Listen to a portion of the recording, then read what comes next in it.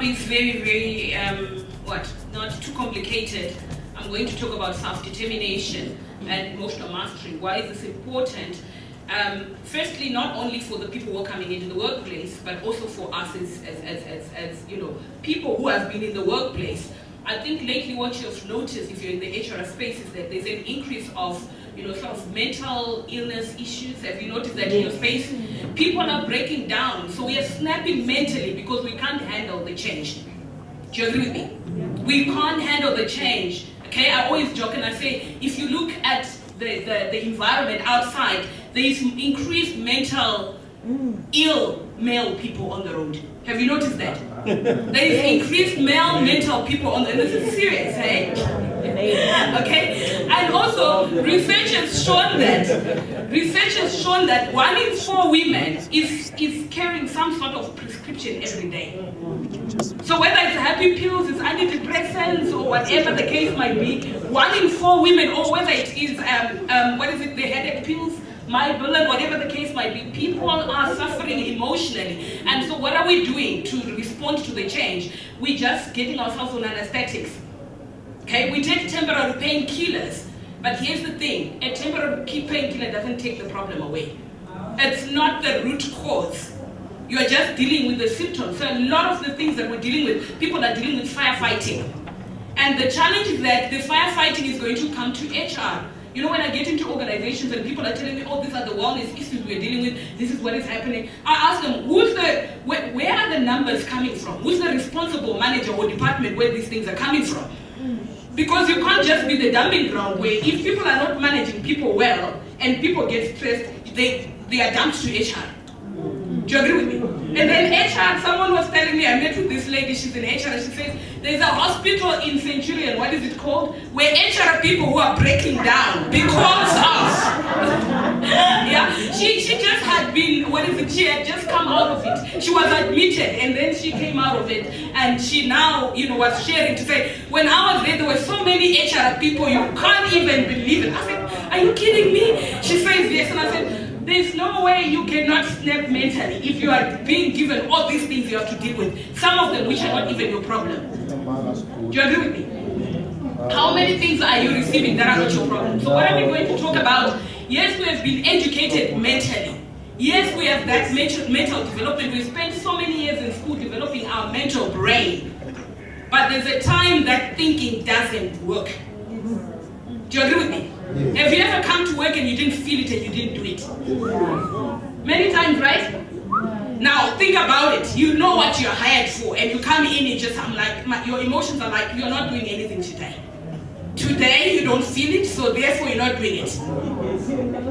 Okay? Now, think about employee engagement. We talk about employee engagement. And we know that in South Africa, 51% of people are emotionally checked out.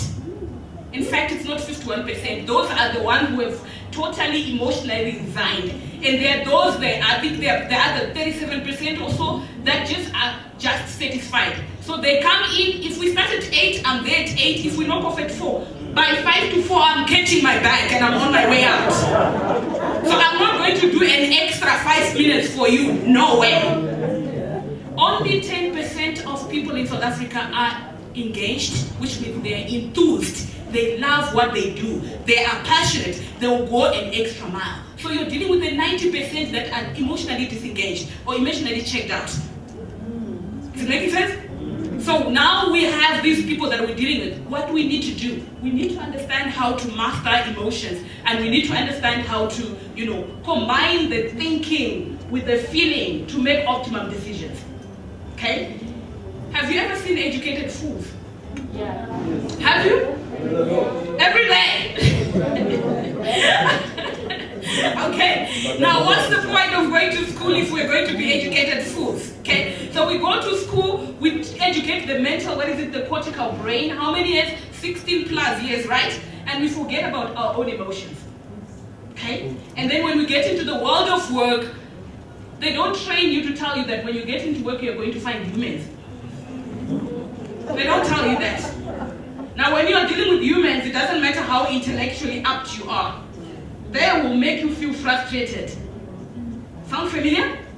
Okay. So now what we need to do, so in order to survive in this changing environment, we need to self-determine. We need to know who we really are. Because while everything else is changing, you need to be certain about who you are. Let everything else change, but be certain about one thing. Because the world or the work is going to be very uncertain. Does it make sense? No matter how much we prepare, we are living in a world of uncertainty. But there's one thing that you can remain certain. That is knowing who you are. Is it making sense? Yes. So if everything else around you is changing and you know who you are, you know how to respond to the change. Yeah. Now the majority of people are not self-aware. They haven't self-determined, so they don't know about themselves. So while the world is changing, they have anxiety of not knowing who they are, and they have the anxiety of the changing environment. That's a disaster. Is it making sense? Okay, so we need to, how do we move away from, how do we move away from the external locus of control, where we think I'm not really in control of my own success or failure, I blame others. I have left the education system and I was prepared for, when you graduate, you're going to get a job. That's conformity, isn't it? You are prepared for things that don't exist. Now you get bitter. We've seen people saying, give us grants, give us this and that. We have that entitled mentality. Okay, now when you have an entitled mentality, it only lasts for so long. You get given, and if you don't know how to use it, you don't have it tomorrow. Then what? Okay, so we need to move away from the external locus of control, where people or other systems are defining who we are and what we ought to do, and we move into the internal locus of control, where you say, I'm primarily in control of my own success or failure, and I am responsible. You take 100% charge of your own life. No more blame games. No more my manager is not motivating me. That's the reason why I'm not showing up full at work. Do you hear that? I often ask people, someone says, oh yeah, well, I'm so demotivated, I'm so stressed, my manager. And I said, when you were hired, when you accepted a job, and you said, I will do over and above that which you hired me for. Did you say when my manager motivates me? You did not do that, isn't it? How many of us we promise to do over and above? How is it going for you now? What's going on? Okay, so we need to really, hold ourselves responsible and accountable for that. So we know that positive actions, positive emotions will actually drive us to get where we're going. Here's the interesting thing about emotions. We already said we trained the brain, the cortical brain, the thinking brain in the school system.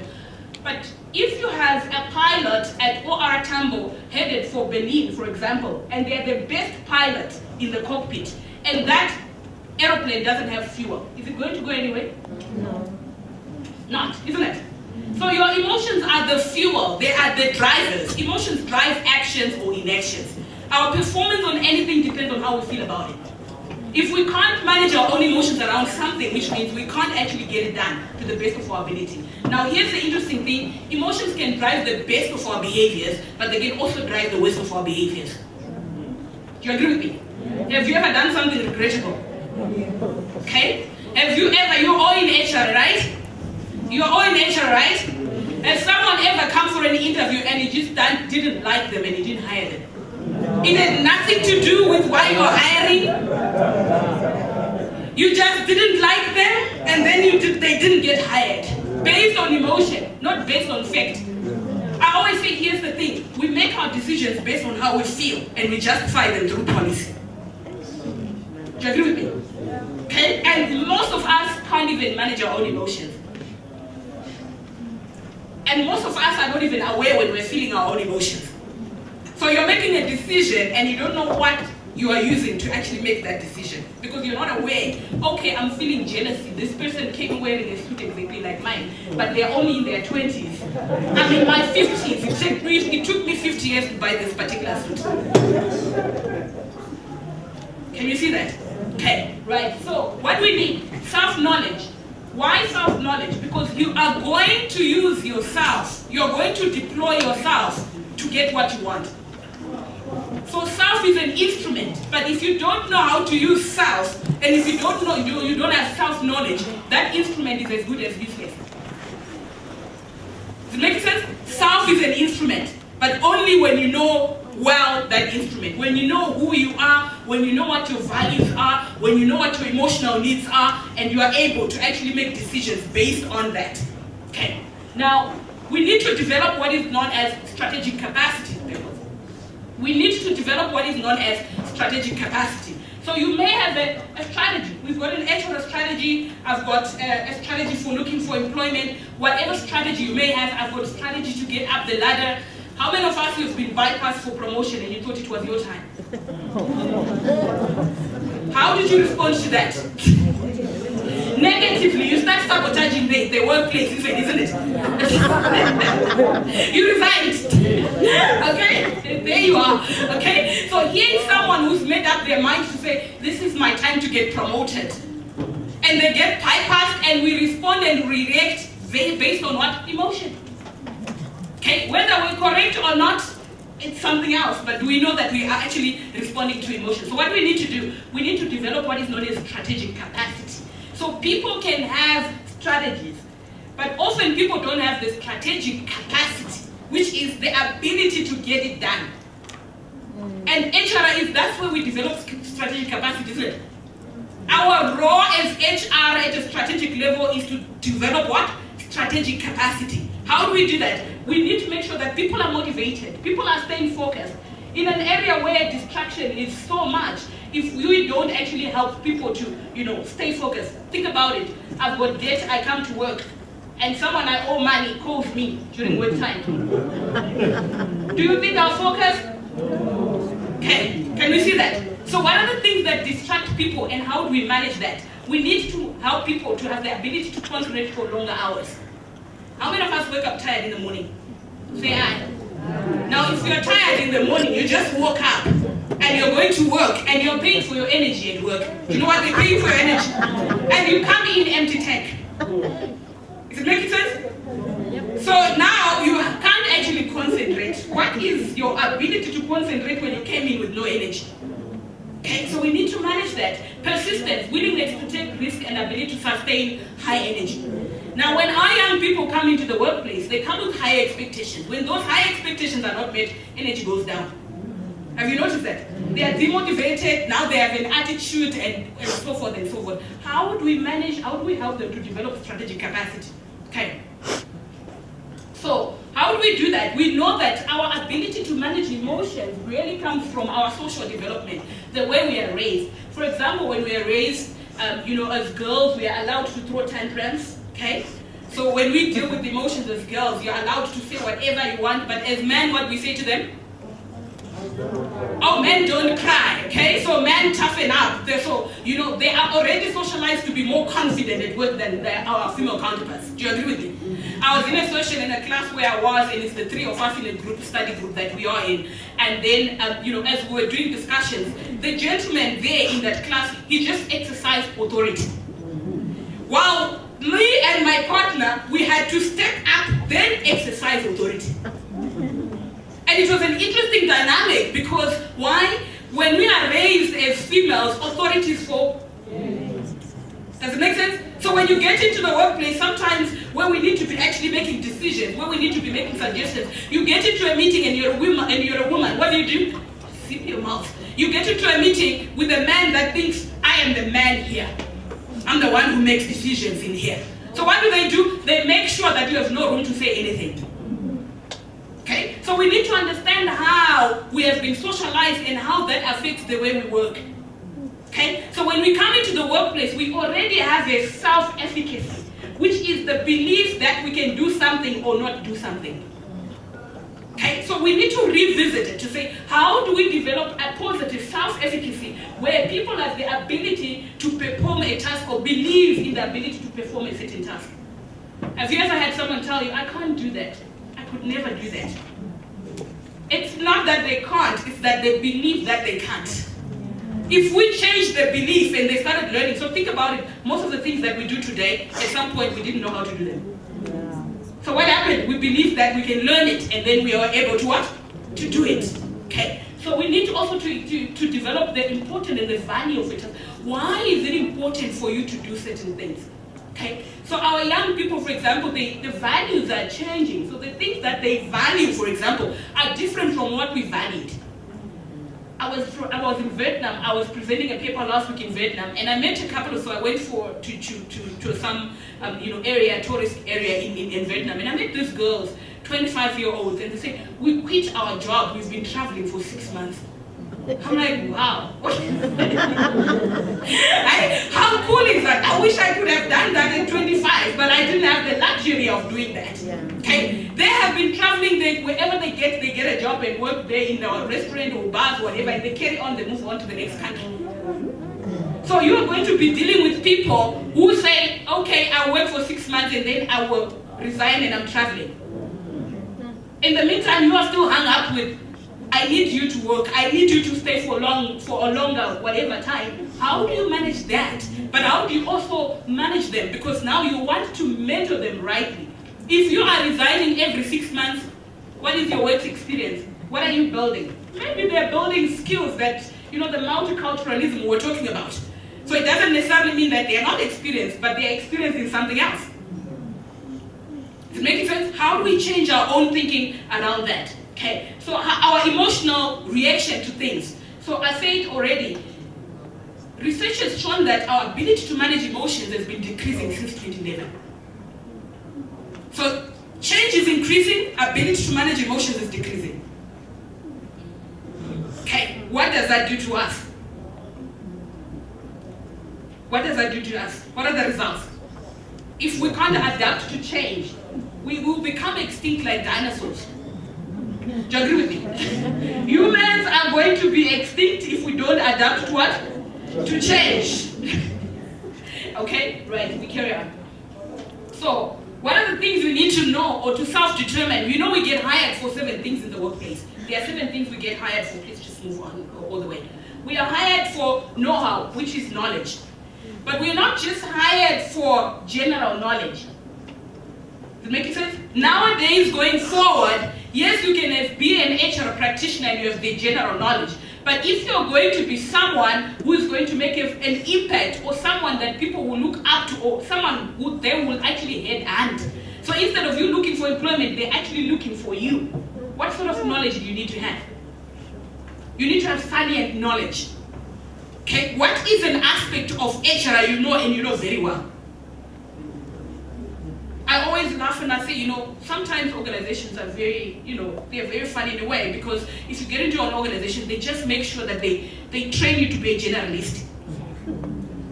Does it make sense? And if you don't make a personal effort to develop yourself to have that salient knowledge, you will remain a generalist. And when you are a generalist, when we are saying robots are replacing what is general,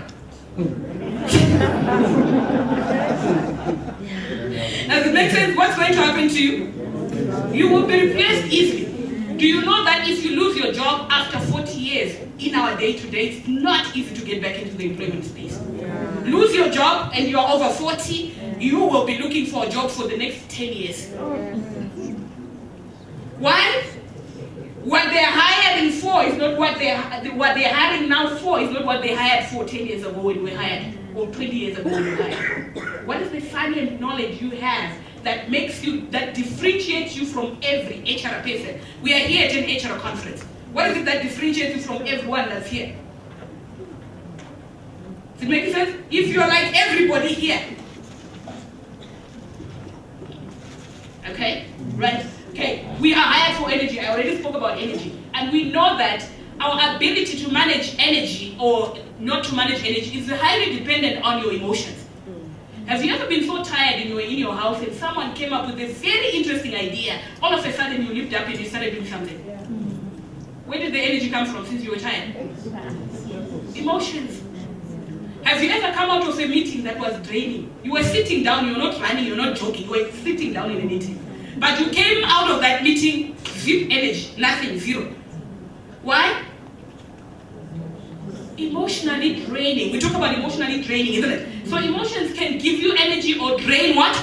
Energy. So your inability to manage emotions will determine whether you have energy or not. Okay, so how do we manage our own energy based on managing our own emotions, but how do we also help the people that we're mentoring to maintain high energy? Ability to manage time. I always say, time is constant. Have you had people complain about there's no time? Have you had them? Are you one of them? Are you one of them that complain that there's no time? Yes. Have you ever woken up and there was no time? Have you ever woken up and there was no time? Time was not there. Is it possible? So we use these beliefs, we talk about certain things that actually don't exist. Time is always available. Do you know what's not available? Energy. So you can have 24 hours, but if you don't have energy, it's as good as, even if we gave you 48 hours, if you have no energy, there's no point in adding the hours into your day. Does it make sense? So it's not the time. I always say, if you can't manage emotions, you can't manage time, period. Have you ever gone to, what is the closest place to here? Going to Mokopane with someone you don't like. How long was the journey?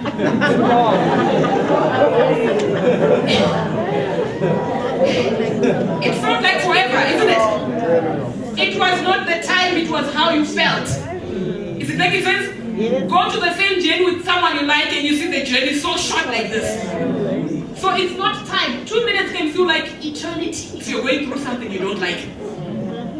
Is it making sense? So how do we manage our emotional reaction to things? And then creativity. Our ability to create depends on how we feel. You don't feel it, you don't do it. Bored people cannot create. Do you agree with me? Disappointed people, angry people cannot create. Okay, bitter people cannot create.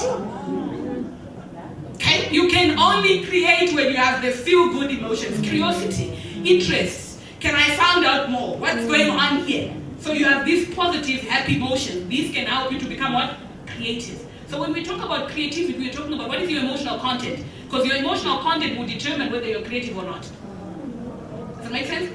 Okay, so, and then concentration. I already spoke about concentration. Your ability. Have you ever tried to concentrate when you're stressed? How easy was that for you? I often laugh and I say, emotions are so pivotal, we don't realize. So I myself am someone who likes to pray. When you are stressed and you try to pray, have you ever done that? I often joke and I say, I wake up the following morning and I think, I was trying to pray, what happened? Because I could not concentrate, the words could not come out. Okay? So if we can't manage our emotions, we can't concentrate. Ability to make decisions. Your ability to make decisions. Have you ever had someone say, I'm stuck? And that's the majority of our young people today. They are always stuck somewhere. You have to go and save them. Okay? So stuck is, you now no longer can think. But what that is the emotions around what you're trying to do. When you feel, I can't do it, I can't cope, I'm disappointed. When you've got these negative emotions, you are going to get stuck. So when someone is stuck, when they can't make decisions, what you need to do, you need to help them to unwind. You need to help them to see what are the options. I always say, when you experience dominant negative emotions, your behavior band is so short. Okay? Your behavior band is what? Very short. But when you experience positive emotions, you can play around with yourself the way you like. You've got too many options. Angry people don't have too much of a behavior band. And what we require when we're talking about the ability to make decisions is your ability to see options. What options do I have? What options do I have? And then leadership. Now we know the first level of leadership. We're talking about managers, we're talking about this. I always say, there are some managers, they are so unaware they're so unaware that they're unaware. Is it making sense? A manager who's unaware that they're unaware. You get into a meeting in the morning at 8 a.m. You go in and you stir people emotionally that when they leave the meeting, they want to go home. Is it making sense? Now, they leave in a meeting at 9:30. It's the beginning of the work day. But because of what you did and said in that meeting, you didn't prepare them for work, you prepared for them to resign emotionally so that they can go back home. So the first level of leadership is self-leadership. You need self-awareness, because if you're not self-aware, you will not be able to be socially aware. You will not be able to see what you have done to others. Does it make sense? So the first level of leadership is self-leadership. that we need to manage. Now, emotional mastery, if we don't have emotional literacy, how many of us have experienced some anxiety? Whether it is performance anxiety, whether it is anxiety that I'm going to lose my job, whether it is anxiety that my money is not enough, what am I going to do? Yeah, all of us, right? On money. Okay, someone said yesterday in a presentation that people are so financially stressed when they go to the doctor, they fall short of saying, I'm stressed, doctor, please can you prescribe money? I'm so financially stressed, please can you prescribe money? Okay? So we need the ability to manage anxiety, but we also need to understand that our anxiety is not generated or triggered from a vacuum. We work with systems, we work in a system. How is a system that you work in generating anxiety in your people? Is it making sense? Yep. So it can be leaders. There are leaders who just come in and stay up people and just raise anxiety. Okay? So how do we manage that? When we respond to that, we need to understand to say, yes, people are experiencing anxiety, but what's going on within the system that is generating that? Whether the personal system, the human system, or the organizational system that people work in. Does it make sense? Okay, we move on. So we need the ability to navigate emotions to achieve goals. Emotions are the fuel that makes us achieve goals. But also, goals are the container of emotions. We're going to be moving away from the traditional performance management where you sit with someone and you do a performance appraisal and you say, did you achieve this? Did you achieve this? We are going to move towards goal setting. So performance management is you are going to help the people you work with to set goals, but not only business goals, personal goals as well. Because we know that personal goals drive business goals. If you're working with a team that doesn't have goals, that team doesn't care, there's no ownership. But if they can see that their ability to achieve business goals helps them to achieve their own personal goals, you've got a committed person. Is it making sense? But most people are still saying, oh yeah, personal goals are your own business. But as leaders nowadays, we need to move away from, this is personal, it's got nothing to do with me. Okay? We need to understand and engage, but also align individual goals to business goals so that, when you've got the goals, you've got the container of emotions. You've got the container of what? Emotions. How many of us have got goals? Personal goals? How many of us have stopped setting goals? I always say people without goals are high risk people. They are high risk people.